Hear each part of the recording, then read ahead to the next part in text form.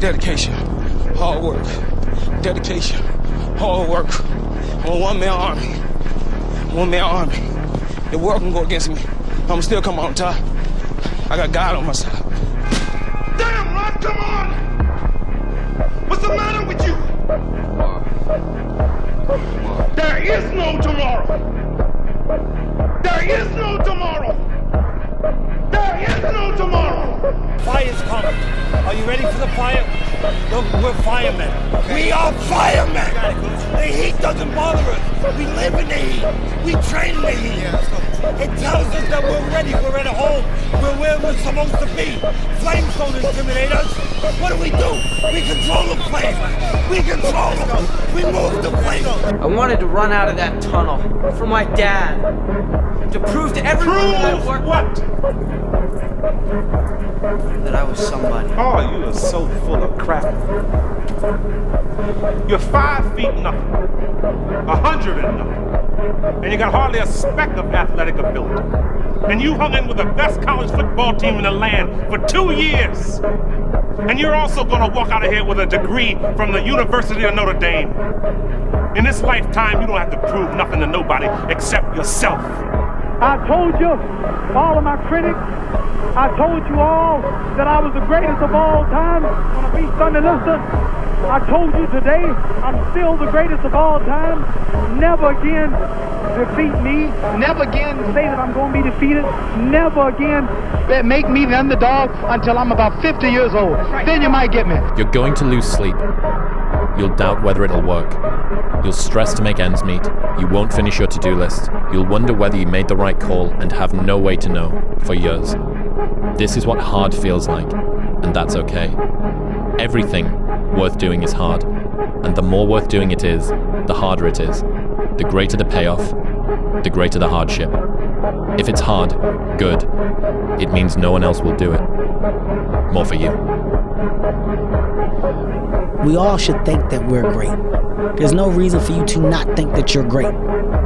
If you don't think you're great, ask yourself why. Why don't you think the highest of yourself?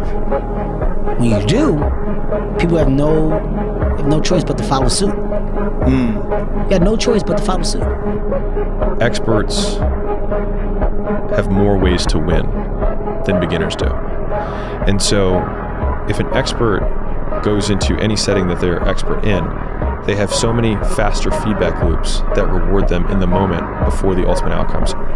Sun don't stop for nobody, man.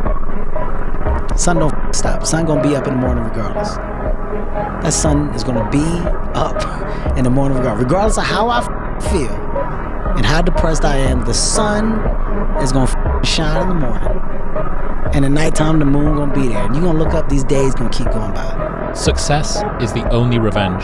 As you expand, they shrink into irrelevance. As you get louder, no one can hear them. You don't beat them, you cast a shadow so big, no one can see them to begin with. When people copy, they copy the wrong stuff because they don't know why it worked to begin with. And when it breaks, they don't know how to fix it because they didn't build it. So don't sweat it. Copycats will always be behind. I go to the core. I am Invictus. You don't get that sense of confidence by going through society's rhyme of reasons.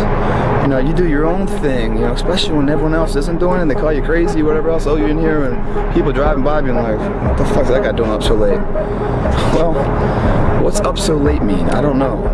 It's the moments in life, the decisions you make on a moment-to-moment basis that add up to be the guy or not the guy. He was like, the only thing that you can do is win so big that all of them constantly compare themselves to you, and then you'll forget they exist. And that's when he said, success is the only revenge. He's like, it's not the best revenge. He's like, it's the only one. There's no other revenge. Because everything else is petty. Everything else does show that you were thinking about these people all day long, which means they win by default. He's like, all you can do is think about your goal and winning. He's like, and when you win, that's when you become so big that they shrink into irrelevance. We are writing our own life story every day, and yet we don't think about it. Who do we want to be? Where do we want to live? What life do we want to lead? When we've finished our life, come to the end of our life and look back, what do we want to say that we've done? Refuse to study a few more hours, refuse to go deeper, to go further. And that's where I gain the advantage. It's so easy to be great nowadays, my friend, because most people are weak. Most people don't want to go to that extra mile. Most people don't want to find that extra because it sucks. It's miserable. It's lonely. You talked about that you were kind of, lonely by yourself. I was the same way. And that used to hurt me growing up. Now I thrive in that shit.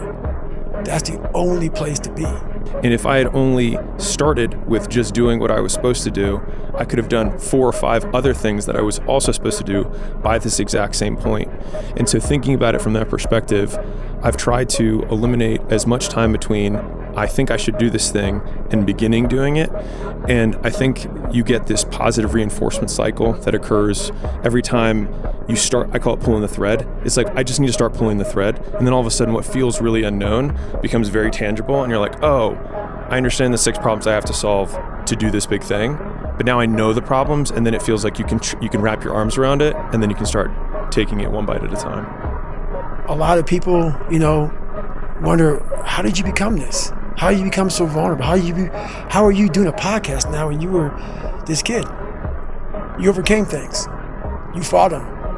And now this is what happens. This is on the other side of overcoming. You become very, very powerful when you overcome yourself. All those things you once cowered from, you were afraid of, when you face them eye to eye every day, you now become a person who has a great podcast. Don't be careful, be competent.